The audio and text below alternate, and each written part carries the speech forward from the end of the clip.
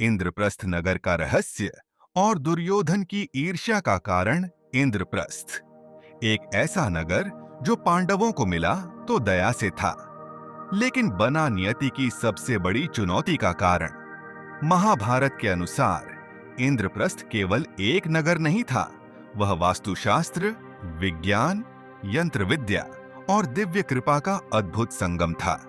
अध्याय 1, खांडव प्रस्थ से इंद्रप्रस्थ तक। पांडवों को हस्तिनापुर से निष्कासित नहीं किया गया, पर राजनीति के तहत उन्हें खांडव प्रस्थ नामक उजाड़, जंगली, बंजर भूमि दे दी गई। श्री कृष्ण ने कहा, इस भूमि को तुम स्वर्ग बना सकते हो यदि अग्निदेव की अग्नि यहाँ प्रज्वलित हो और माया का निर्माण हो। अग्निदेव की भूख। खांडव वन को भस्म करने की कथा आती है, जहां अर्जुन और कृष्ण ने इंद्र के विरोध के बावजूद अग्नि को सहारा दिया। इसी के बाद अग्निदेव ने पांडवों को आशीर्वाद स्वरूप गांडीव धनुष और दिव्य रथ भेंट किया। इस भूमि पर फिर आया मय दानव, जो खांडव वन में था, और अर्जुन ने उसे जीवन दान दिया।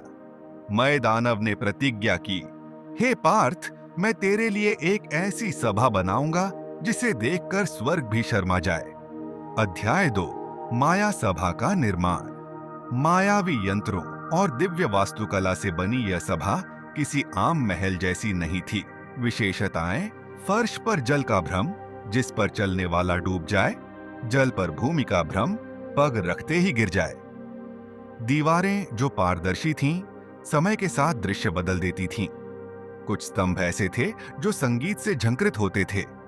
हर कोना, हर दीवार एक चेतन वास्तु थी, जैसे एआई आधारित वातावरण।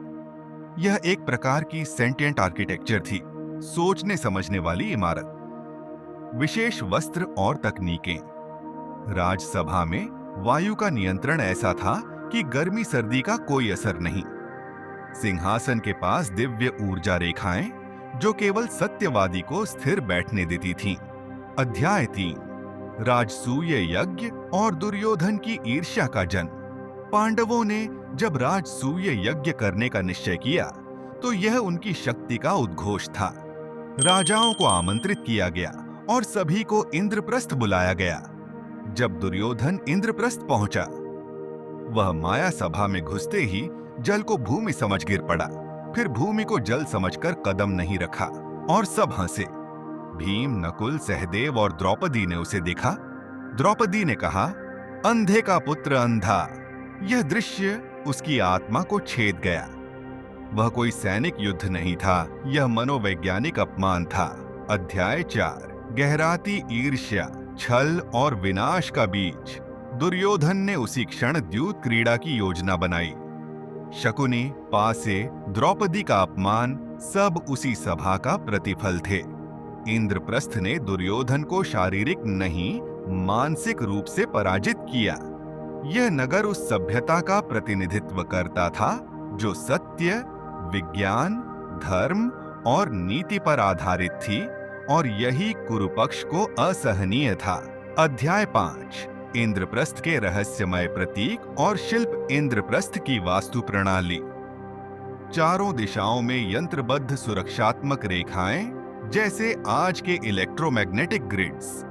प्रवेश द्वारों पर नारायण कवच मंत्रों से युक्त यंत्र स्थापित। नगर में रात्रि को जलने वाले स्वतः प्रकाशमान दीप, जो किसी ऊर्जा स्रोत से जुड़े थे। यह नगर वास्तव में आध्यात्मिक विज्ञान, यंत्र विद्या और स्थापत्य का जीवंत उदाहरण था। अंतिम अध्याय, क्यों नष्ट हुआ यह दिव्य नगर? महाभारत के युद्ध के बाद इंद्रप्रस्थ उजड़ गया। उसकी माया सभा नष्ट कर दी गई या गुप्त कर दी गई, कुछ विद्वान मानते हैं। इंद्रप्रस्थ की तकनीकें हजारों वर्षों तक भूमिगत रहीं और आज भी भारत की प्राचीन नगर निर्माण विद्या का रहस्य है।